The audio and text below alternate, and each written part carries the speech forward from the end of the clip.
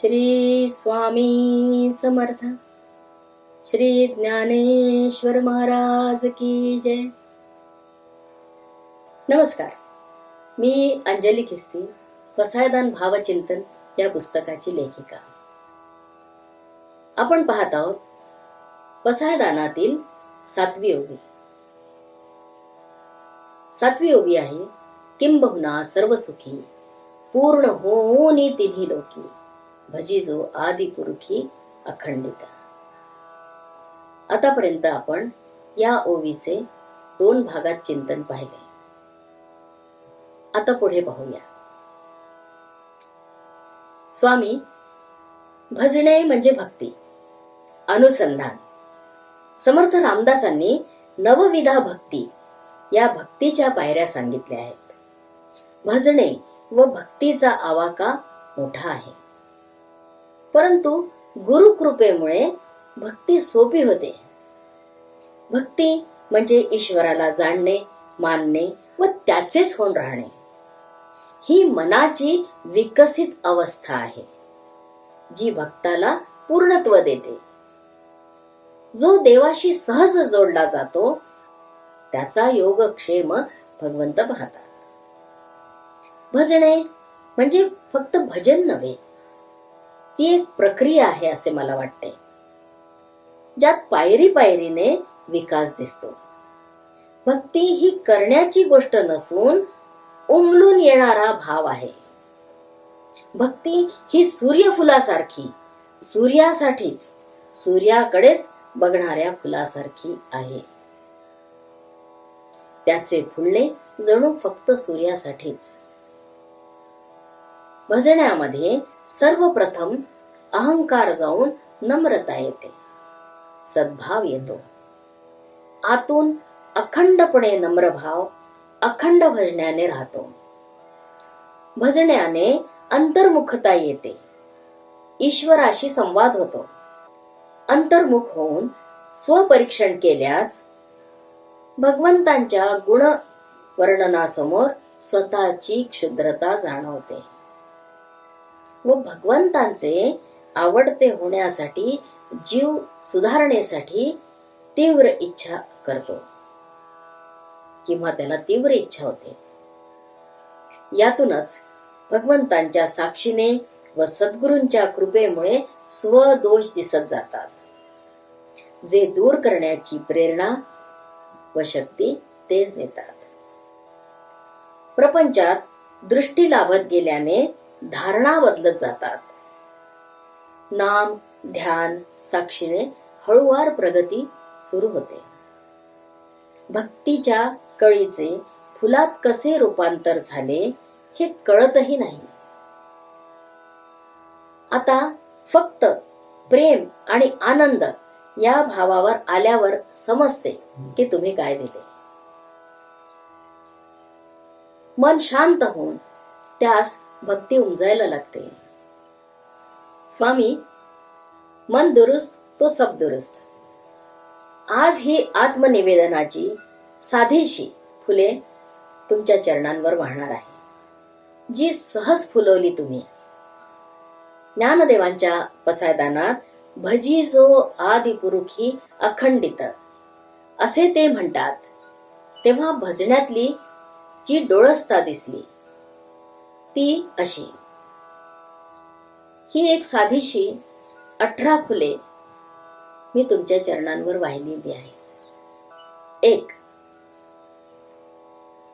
भगवंतांचे नाव रसपूर्ण, ते आत्मीयतेने, प्रसन्नतेने, हृदयातून शांतपणे, थोडे थोडे पण स्पष्ट व भावभोरतेने घेतले जावे. मनाचे रिकामे क्षण नामाने भरण्याची सवय लावावी. संत कबीर म्हणतात, माला तो कर्मे फिरे, जीव फिरे मुख माही, मनवा चहुदिस फिरे, येतो सुमिरन नाही. नाम आणि नामी एकरूप झाल्यास अपूर्व शांतीचा अनुभव येतो. हा असा एकाग्र होण्याचा प्रयास करावा. 2. आपण जसे आहोत तसेच प्रांजळपणे भगवंतांपुढे सादर व्हावे. सहज आपलेपणाने सर्व निवेदन ठेवावे व सुधारासाठी भगवंतावर निर्णय सोडावा. त्यांचा निर्णय जो योग्यच, या विश्वासाने सुधारण्यासाठी प्रार्थना करावी. 3. सर्व ठिकाणी ईश अधिष्ठान बघण्याचा प्रयास. मुख्य म्हणजे जे लोक आपल्याला आवडत नाहीत किंवा ज्यांचा फार त्रास होतो असे वाटते, त्यांच्या अंतर्यामी असलेल्या ईश्वरास पाहावे व आतून वैर संपवावे. 4. स्वतःचे देवावरील व जनांवरील प्रेम तपासावे. त्यातील टर्म्स आणि कंडिशन्सचा शोध घ्यावा. ज्या सूक्ष्म रीतीने दडून बसलेल्या दिसतीलच, त्यात निरपेक्षता आणण्याचा प्रयास करावा. 5.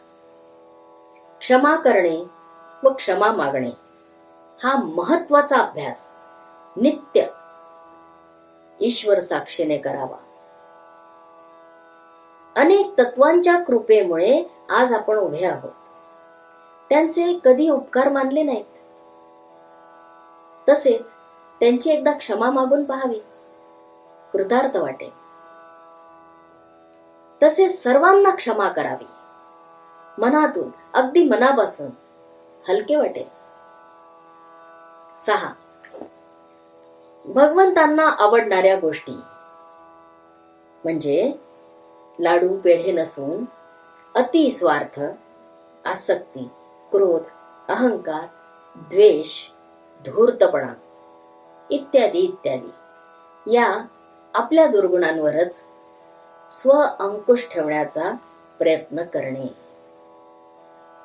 आनंदी राहणे, आनंद देणे हे होय. 7. भूतकाळ डिलीट करता येत नाही, करूही नये. कडवट दुःखदायी स्मृती विसरण्याचा अतिप्रयत्न हा बुद्धी स्मारक. बुद्धीचे शस्त्र म्यानात ठेवून कसे चालेल? एक एक घटना मनासमोर आणून त्याचे मनात ठसलेले महत्व घालवण्याचा, कमी करण्याचा प्रयत्न करावा. फक्त गत स्मृती एवढेच त्याचे महत्व ठेवावे. मनात घोळवट ठेवून त्यावर चर्चा, मीमांसा मनातच किंवा जनात हा शुद्ध वेळेचा अपव्यय आहे. प्रत्येक क्षण हा दुसऱ्या क्षणी भूतकाळ होतो. ईश्वर कृपेने मिळालेली ऊर्जा सकारात्मक व स्वविकासासाठी, शुभचिंतनासाठी, सुंदर इच्छांसाठी कटाक्षाने वापरली तर सकारात्मक ऊर्जाच आपल्याकडे प्रवाहित होते, ज्यामुळे आपली कार्यक्षमता वाढते आणि उत्साह वाढतो. 8. भविष्यकाळ सदिच्छेसहित, शुभचिंतनासहित भगवंतांच्या हाती सोपवणे.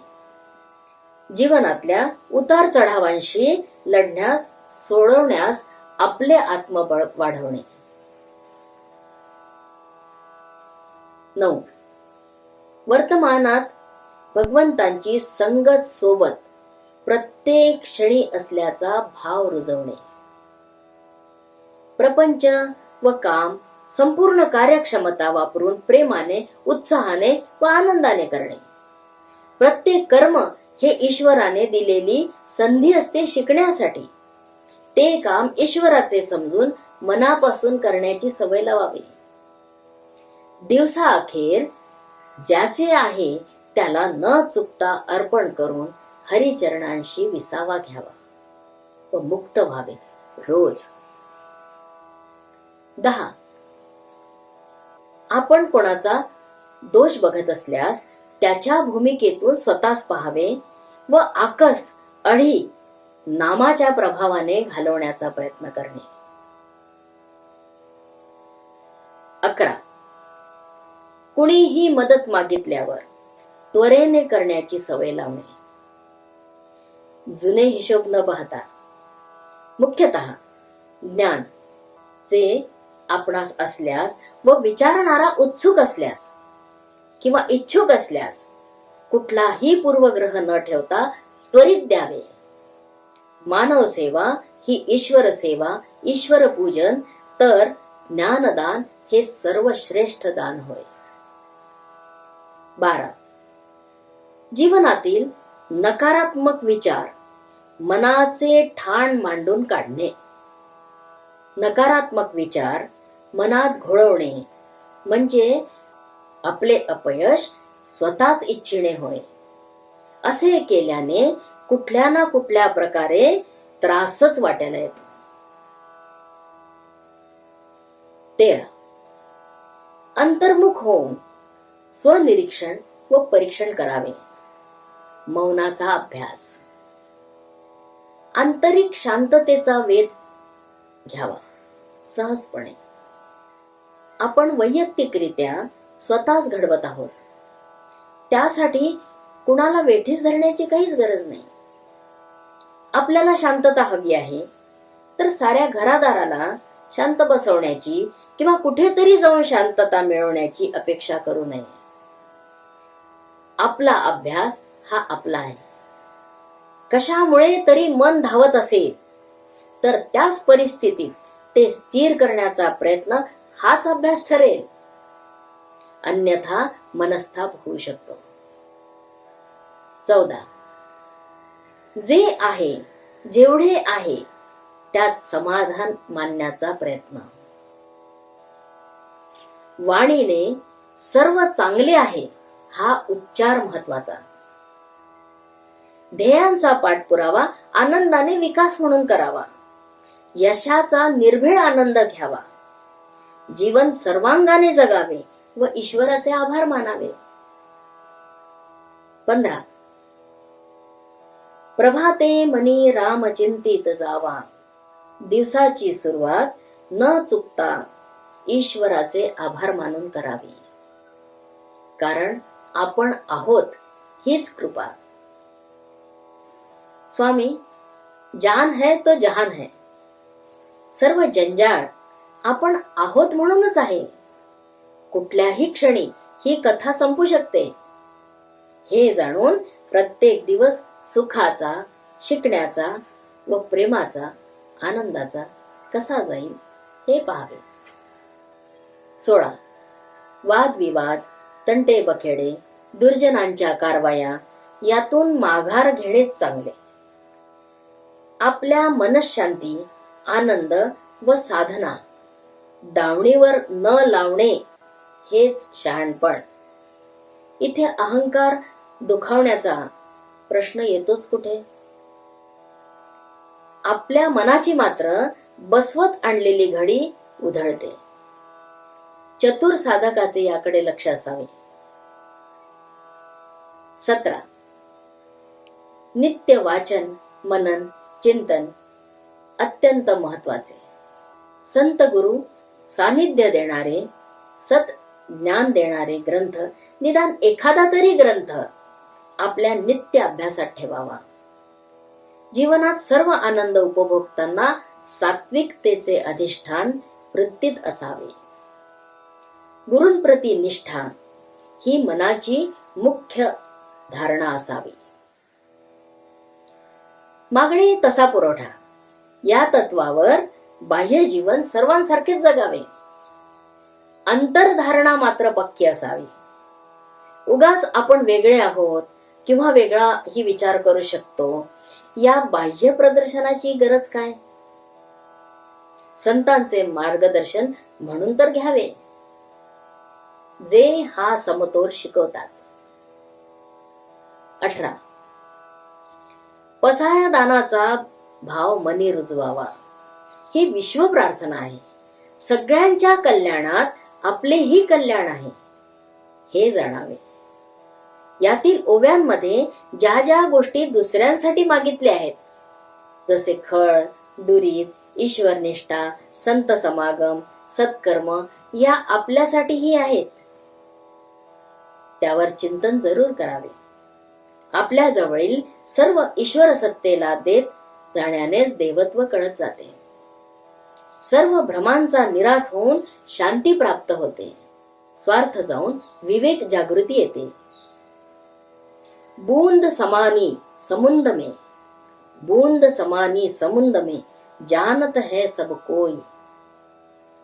समुंद समाना बूंद में जाने बिरला कोई.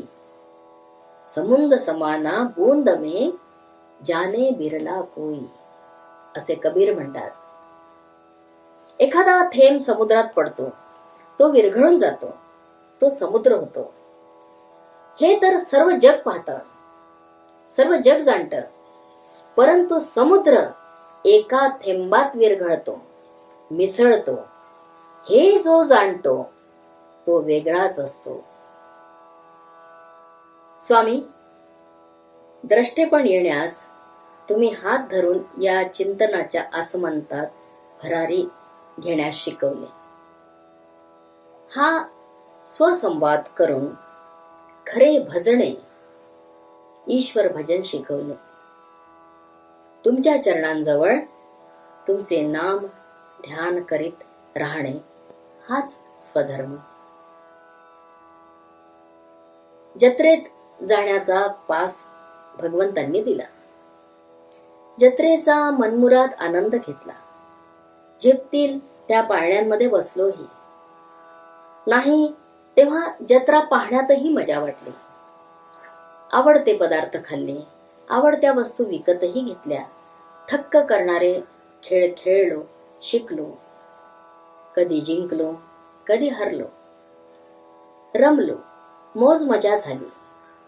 परंतु बाहेर जाण्याची वेळ होताच बाहेर पडलो. भगवंतांना जत्रेचा अहवाल सांगायचा आहे. पासही वापस करायचा आहे. स्वामी, या जगात एकच गोष्ट सत्य आहे, ती म्हणजे ईश्वर सत्ता. त्याच्या जवळ जायची युक्ती म्हणजे भजणे, भक्ती. जितके जीव तितके भक्तीचे मार्ग. सर्व चांगले, उत्तम. माझ्याच घरात मला जायचे. एकदा नक्की झाले की मी कसा जातो याला महत्व नसून घरात पोचणे महत्वाचे. बाकी सर्व कला ज्याची त्याने मिळवलेली. सहज उर्मींना भगवंत व्यक्तीनुसार दिशा देतात, आपलेसे करतात. पसायदानातील ओव्यांचा क्रम पाहता भजी जो आदि पुरुषी अखंडित. इथे जर तर ही शक्यताच नाही. जीव ईश्वरनिष्ठ झालेलाच आहे व हे वरदान सिद्ध झाले आहे असे प्रतीत होते. भगवत कृपा फलित झाली आहे असे सिद्ध होते. म्हणूनच या ओव्या चढत्या क्रमाने मानवी अहम ईश्वराच्याच आशीर्वादाने, त्याच्याच मार्गदर्शनाने शुद्ध होत शुद्ध अहमला जाऊन मिळतो हे दर्शवतात. मंथनाचे कार्य पूर्ण होऊन मुक्तीचा, सुखाचा व आनंदाचा अनुभव प्राप्त होतो. जीवन जास्त कार्यक्षम होतं. संतांनी एकमुखाने भजन, पूजन, चिंतन, नाम यावर भर दिला आहे. नामाचे अपरंपार महत्व सर्वच संतांनी विशद केले आहे. जे सहज, साधे, सोपे, कुणासही साधणारे, कुठल्याही अवस्थेत करता येण्याजोगे, कसलेही बंधन नसणारे आहे. नामच चिंतन आणि नामच मौन. नाम हा सुखाचा पायाही आणि कळसही. ज्ञानदेव म्हणतात, हरिमुखे म्हणा, हरिमुखे म्हणा, पुण्याची गणना कोण करी. तर आद्य शंकराचार्य म्हणतात, भज गोविंदम भज गोविंदम, गोविंदम भज मूढमते. संत रामदास म्हणतात, जयाचे निनामे महादोष जाती, जयाचे निनामे गती पाविजेती, जयाचे निनामे घडे पुण्य ठेवा, प्रभाते मनी राम चिंतित जावा. कबीर म्हणतात, रूम रूम पिऊ कहे मुख की सिरधान आहे. तर नरहरी सोनार म्हणतात, नाम फुकाचे फुकाचे देव पंढरी रायाचे. नाम सर्वांमध्ये सार नरहरी जपे निरंतर. संत एकनाथ म्हणतात, मन राम रंगी रंगले अवघे मनची राम झाले. संत तुकाराम म्हणतात, नाम साराचे ही सार शरणागत यमकिंकर. उत्तमा उत्तम वाचे बोला पुरुषोत्तम. नाम जपता चंद्रमौळी नामे तरला वाल्हा कोळी. तुका म्हणे वर्णू काय विठोबाचे पाय. गोंदवलेकर महाराज म्हणतात, दिवा जळायला हवा असेल तर त्यामध्ये सतत तेल घातले पाहिजे. तसे भगवंतांचे अनुसंधान सारखे राहण्यासाठी त्याचे नामस्मरण आपण सतत करीत असावे. भजिजो आदिपुरुषी अखंडित. स्वामी, रामायणात युद्ध समाप्तीनंतर श्री राम राज्य सुरू झाले. श्रीराम व देवी सीता यांनी युद्धात ज्यांनी मदत केली होती त्या सर्वांचा गौरव केला. समुद्र उल्लंघून लंकेत पोचलेल्या व देवी सीतेचा ठाव लावणाऱ्या व श्रीरामास ती माहिती देणाऱ्या, तसेच लंकेत जाऊन अतुलनीय पराक्रम दाखवणाऱ्या भक्त हनुमंतास देवी सीतेने प्रेमाने मोत्याचा एक कंठा दिला. तो कंठा घेऊन हनुमंत महालाबाहेर पडले व एक एक बहुमूल्य मोती तोडून तोडून पाहत होते. हनुमंतांच्या या कृत्याने सर्व अचंबित झाले. देवी सीतेला दुःख झाले. तिने असे करण्यामागचे कारण हनुमंतांना विचारले. माते, या मण्यांमध्ये राम आहे का ते पाहत होतो. त्यात जर राम नसेल तर माझ्या काय कामाचा तो कंठा. असे राम भक्त हनुमंताचे उद्गार व त्यानंतर स्वतःची छाती फाडून दाखवलेले हृदयीचे राम, ही कथा सर्वांना माहिती आहे. हा दाखला उदाहरण म्हणजे भजणे काय हे स्पष्ट करते. स्वामी, ईश्वरास अखंड भजणे हे ज्ञानाचे सार आहे. रामदास स्वामी म्हणतात, ज्ञान हे तळहातावर ठेवलेल्या आवळ्यासारखे स्पष्ट व एवढे आहे, परंतु त्यासाठी व ते जाणवण्यासाठी जे मंथन करावे लागते ते मोठे. त्यात अखंडता असावी लागते, सातत्य असावे लागते, तेव्हा हे ज्ञानामृत मिळते. ईश्वरी भावाला खंड न पडू देणे ही साधना व त्यासाठी सावधानता असावी लागते. यात खंड पडल्यास लय बिघडते, सूर हरवतो, तल्लीनता निघून जाते. सर्व पूर्वपदावर येण्यास फार जुळवाजुळव करावी लागते.